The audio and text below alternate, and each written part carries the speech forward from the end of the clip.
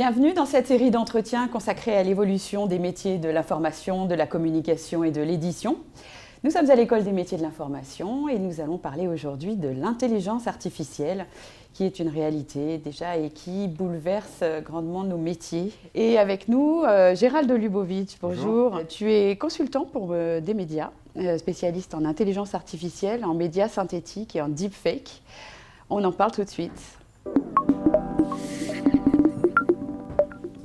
J'ai entendu parler de médias synthétiques pour la première fois grâce à ton blog, journalisme.design. Est-ce que tu peux nous préciser de quoi il s'agit ? Alors les médias synthétiques, c'est toutes les formes de médias, de contenu, vidéo, photo, son, qui sont réalisés, fabriqués, créés par une intelligence artificielle sans supervision ou quasiment sans supervision humaine. Donc ça relève...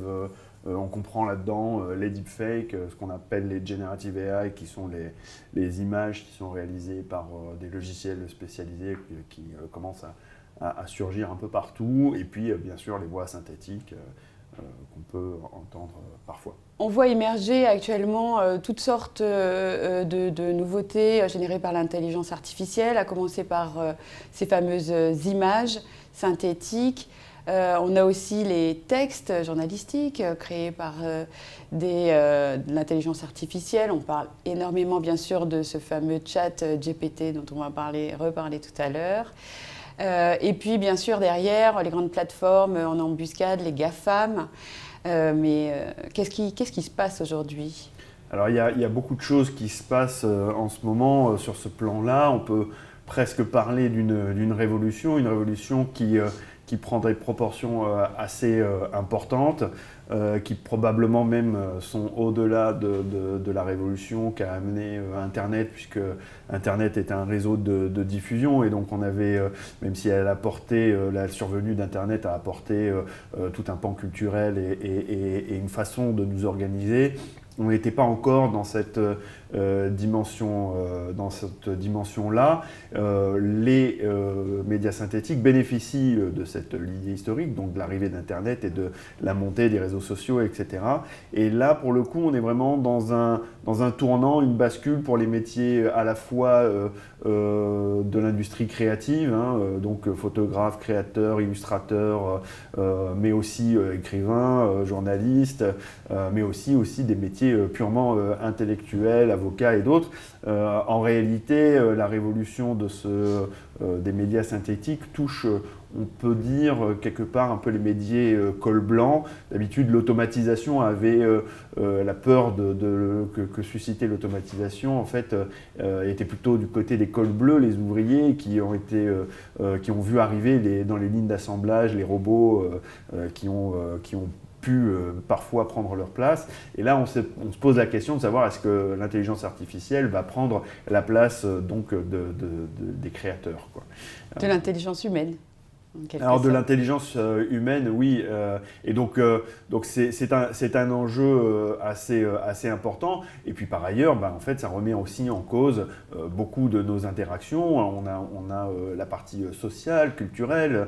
Que veut dire la créativité humaine ? Qu'est-ce que ça représente sur ce plan-là ? Donc il y a beaucoup de questionnements à la fois politiques, idéologiques, culturels, sociaux, juridiques qui se jouent à ce niveau-là en ce moment autour du même objet qui est l'intelligence artificielle. On a beaucoup parlé des innovations, de ce que peuvent faire ces outils en termes d'objets créatifs ou intellectuels. On en sait peu en revanche sur leurs fabricants, les entreprises qui sont derrière, les personnes qui sont derrière. On imagine qu'il y a des intérêts économiques, mais on connaît peu finalement leur intention. Est-ce qu'il y a une intention de remplacer des pans entiers de l'économie, culturelle, intellectuelle ? Alors quelque part, déjà l'intelligence artificielle est un mot un peu galvaudé, puisque en réalité on n'est pas du tout dans une intelligence comparable à l'intelligence humaine, mais c'est un peu la narration, le storytelling qui entoure, c'est le point c'est l'étincelle qui entoure un peu ce phénomène aujourd'hui.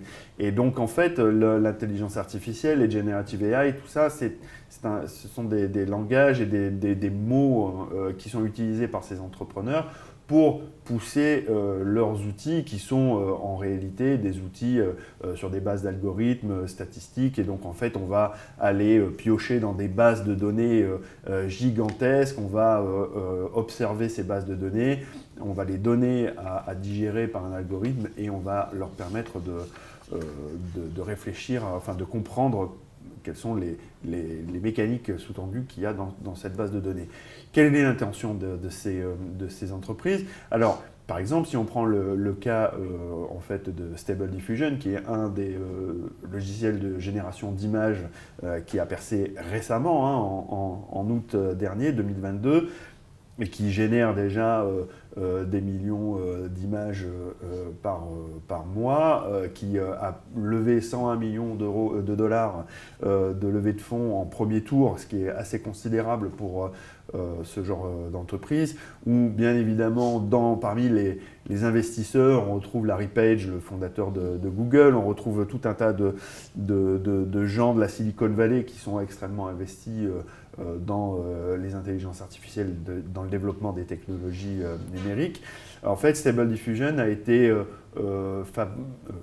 fondé par quelqu'un qui s'appelle Emad Mostaque et qui est donc un Anglais qui a développé tout un tas d'activités avant d'arriver dans le domaine de l'intelligence artificielle, notamment sur le plan financier.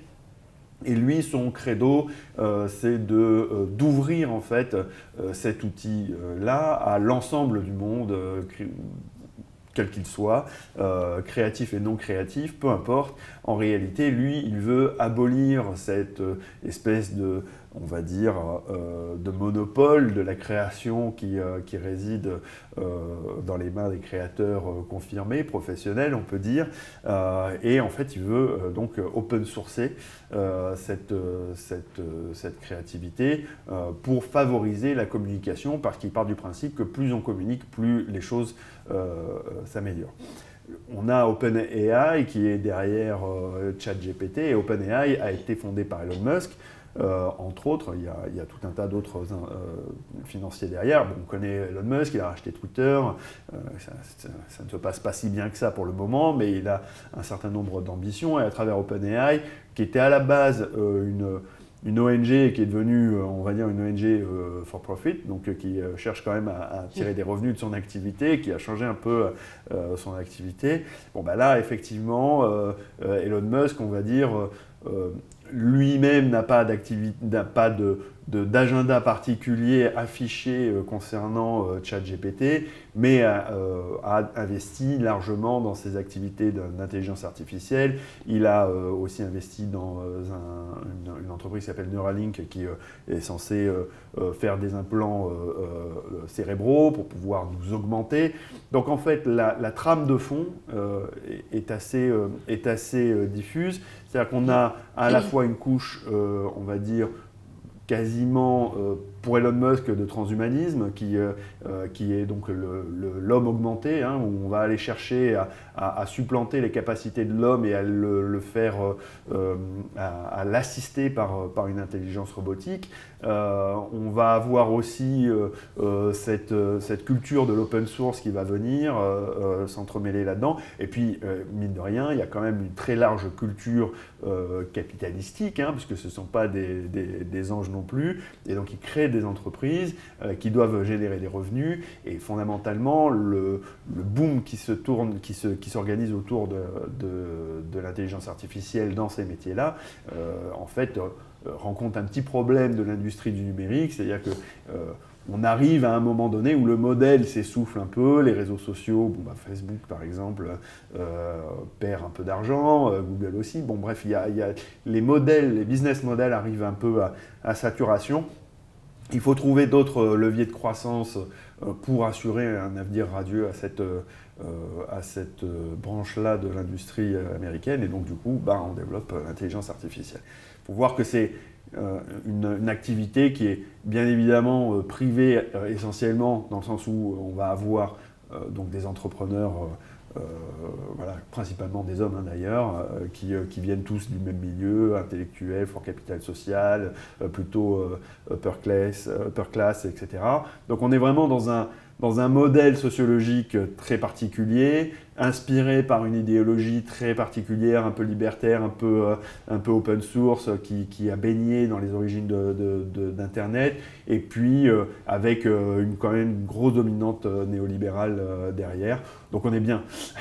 Une belle utopie ultralibérale exactement. à forte tendance à l'Atlantique. Voilà, exactement. D'accord.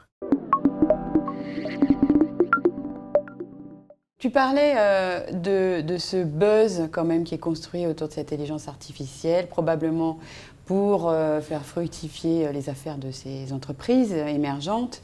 Est-ce qu'on pourrait quand même faire le point sur qu'est-ce que c'est que cette intelligence et tu l'as évoqué tout à l'heure, en quoi elle peut remplacer l'intelligence et la créativité humaine et quelles sont ses limites?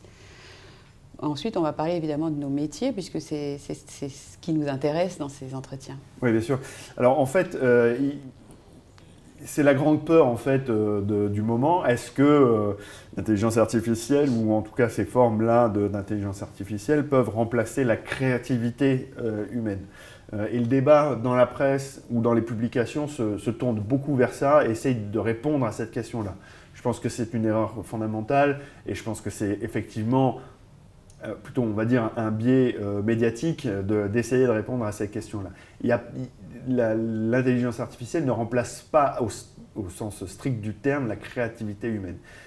En revanche, elle vient casser un certain nombre de structures qui ont été mises en place pour pouvoir assurer l'existence en fait, d'une activité, et donc en l'occurrence l'industrie créative. Alors, casser ces structures-là ne veut pas dire que ça va disparaître complètement. Ça peut être cassé pour refaire, hein, c'est le fameux principe de création destructive de Schumpeter, mais globalement, il peut y avoir quelque chose de nouveau qui en ressort.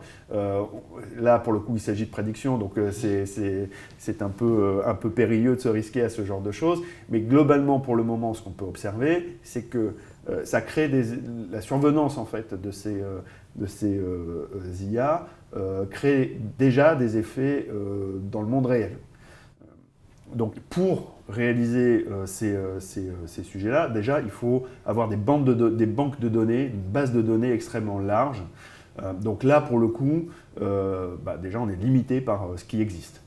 Donc l'intelligence artificielle n'est pas une intelligence artificielle, on va dire, elle va scanner l'existant. ChatGPT, c'est 175 millions de paramètres, donc c'est-à-dire 175 millions de références qui ont été collectées, puis assemblées dans une base de données et sur lequel l'algorithme a été entraîné pour pouvoir ensuite exécuter les tâches qui ont été... voilà, donc ça va de Wikipédia, il a absorbé tout Wikipédia, plus d'autres.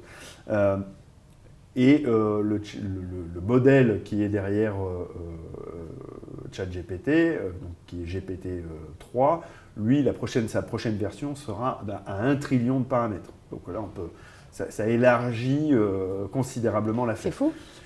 C'est fou. Et c'est en même temps là où on comprend que ces paramètres ne sortent pas de nulle part, ils sortent de la créativité humaine, c'est-à-dire que c'est en fait, ce sont des contenus web, parce que principalement ce sont des contenus qui sont récoltés sur le web, et donc ce sont des contenus qui sont réalisés par des gens depuis au moins des dizaines d'années, quoi. Donc la première limite, c'est que l'intelligence artificielle n'est pas intelligente, elle reprend ce qui a été déjà fait, elle ne comprend pas non plus le contexte. C'est-à-dire que dans ChatGPT, typiquement, on peut écrire des choses, il va y avoir des erreurs qui sont typiquement liées à la non-compréhension d'un contexte. Donc elle va être capable c'est un algorithme de langage, donc qui en fait détecte, qui va écrire des mots les uns à la suite des autres et va dire, tiens, après ce mot-là, la plus forte probabilité qu'il y ait un autre mot, c'est de mettre ce mot-là en particulier. Et donc en fait, à chaque fois, il va générer par probabilité quelle va être la suite en fait, de la phrase qui va être écrite. Donc ça donne quelque chose de très naturel, très engageant, mais effectivement, c'est limité dans le sens où si on propose des questions qui ne sont pas contextualisées ou qui ne donnent pas de référence, l'intelligence artificielle ne comprend pas. De même, sur les logiciels de génération d'images, on se retrouve avec des on va dire des bases de données qui ont été, par exemple, qui ont inclus un certain nombre d'artistes et pas d'autres. Donc on était capable de faire je sais pas moi, la photo de sa chambre façon Van Gogh ou façon Matisse, parce que c'est des peintres extrêmement connus, mais façon Mobius, par exemple, c'était un peu plus difficile parce que, en fait, c'était pas une œuvre qui a été largement diffusée en numérique, et donc du coup, beaucoup plus de difficultés à trouver des sources dans la base de données. Voilà.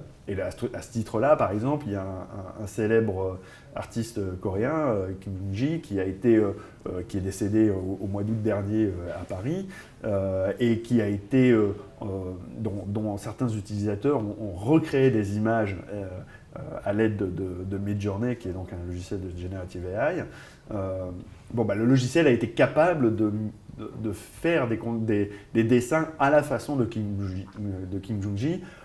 Ça a provoqué un tollé général de la part des fans de Kim Jong-gi qui disaient voilà, on peut pas piller comme ça l'œuvre du maître. Donc on voit bien que cette limitation, c'est ça, c'est la base de données qui est vraiment, tant que le logiciel ne connaît pas plus de choses, il est limité à ce périmètre-là. ChatGPT n'est pas connecté à Internet, donc il ne peut pas aller récupérer des informations à la volée. En fait, la base de données s'est arrêtée en 2020 ou 2021, je crois, donc du coup, de mémoire. Et donc, du coup, en fait, tout ce qui est entre 2021 et aujourd'hui n'existe pas dans la base de données. Donc, on ne peut pas poser les questions, par exemple, très récentes. Il sera incapable de répondre.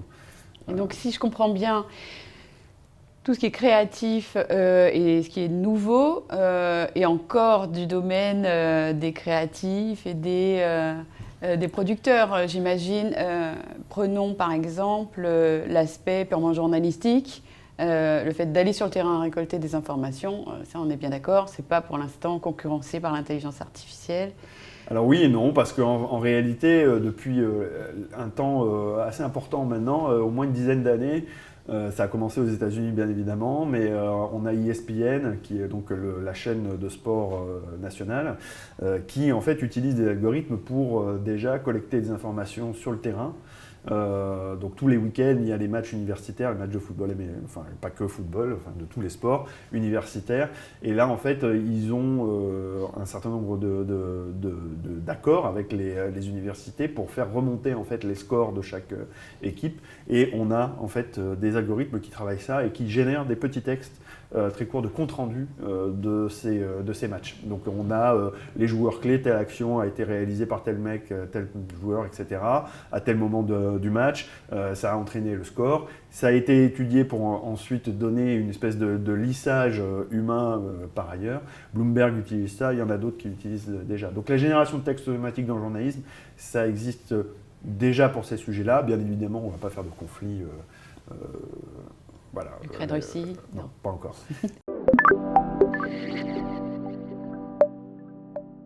Pas très optimiste ce tableau que tu nous dresses là, mais est-ce qu'on peut, alors j'imagine que tu y as réfléchi, se positionner à 10 ans, 20 ans et se demander ces métiers, comment vont-ils évoluer, comment devront-ils s'adapter, à quoi ressembleront-ils?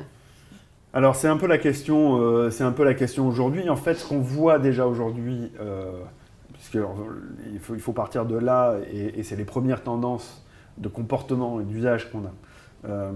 Sur la partie Generative AI, donc les images, on voit qu'il y a de plus en plus de tests par des journaux sérieux autour de ces images-là et qui les utilisent en les incluant dans leurs publications. On a eu Le Temps qui a fait tout un magazine entier généré par images de synthèse, en tout cas images synthétiques, à travers avec Midjourney ou DALL-E, qui est un des deuxièmes logiciels un peu connus sur ce sujet-là. Donc ils ont réalisé toute l'iconographie avec ça.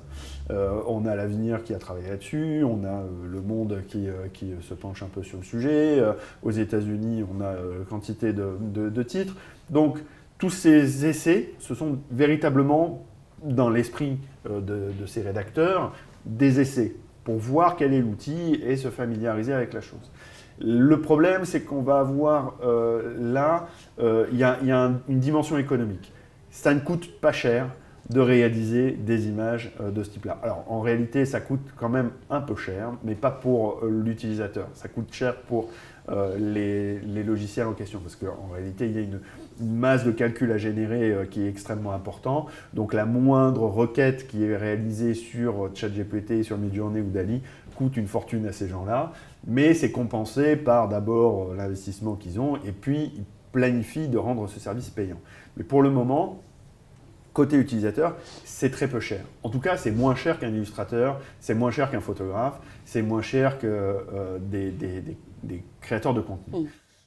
Alors, le débat, c'est est-ce que ce sont des ludites, hein, des arriérés technophobes? Est-ce que c'est un débat d'arrière-garde? Voilà. Est-ce qu'il faut le mener, ce combat? Alors, mon opinion là-dessus, il n'engage que moi, mais je pense qu'il faut le mener obligatoirement parce que, en fait, c'est la manière dont le sujet a été apporté qui pose problème. Il ne s'agit pas, en fait, de dire que la technologie en elle-même n'est pas bonne. La technologie est ce qu'elle est, elle peut apporter des bénéfices. Mais dans la réalité, les bénéfices pour le moment sont encore extrêmement faibles par rapport à la masse d'inconvénients visibles dont les effets sont déjà présents et dont on peut prédire les effets à très court terme dans les 2 ou 3 ans qui arrivent. Donc là, on est déjà dans une réalité qui s'annonce, qui est présente. Pas de raison que les investisseurs qui ont mis 100 millions de dollars dans Stable Diffusion se retirent et disent non, pour l'éthique, on arrête tout. Donc, il faut résister. Par ailleurs, en fait, il faut résister en demandant en fait une régulation. On régule l'alimentation, on régule la médecine, la pharmacopée, ce genre de choses. Il n'y a aucune raison qu'on ne puisse pas réguler en fait ces intelligences artificielles qui ont un impact réel, concret sur la vie des gens, sur le revenu de ces créateurs. Donc là, il faut vraiment se mobiliser sur ces points-là. Toi, Gérald, qui est au contact des médias, puisque tu es consultant, est-ce que tu peux nous dire que tu dois sentir la tendance, ces médias sont capables économiquement de résister à une tentation pareille, ou alors ça va être la porte ouverte? Ça dépendra en fait de la signature du média et du groupe et de la stratégie en fait qui est derrière. Quand on cherche à faire du volume, en fait, quand on a un média qui est basé sur de la publicité, on cherche à générer du volume de trafic sur le site. Et en réalité, bien des images qui sont associées aux articles sont des images relativement lambda, c'est du stock, on le voit assez souvent. Ces images-là, pour moi, d'ici à 5 ans, il va y avoir un arbitrage qui va être fait, qui va être dit on arrête de les récupérer chez les agences photo, on va les générer automatiquement, ça sera moins cher. C'est quasiment évident. Celles qui existeront, peut-être qu'ils ne remplaceront pas les images qui sont déjà en ligne, mais de toute façon, elles ont déjà été payées. Et les textes automatiques? Et les textes automatiques, je pense qu'on va y arriver aussi. L'argument dans le journalisme, c'est de dire, en fait, on va générer ces textes-là pour des tâches un peu idiotes, genre la météo, ce genre de trucs. Ça va dégager du temps pour les journalistes, pour réaliser de l'investigation, etc.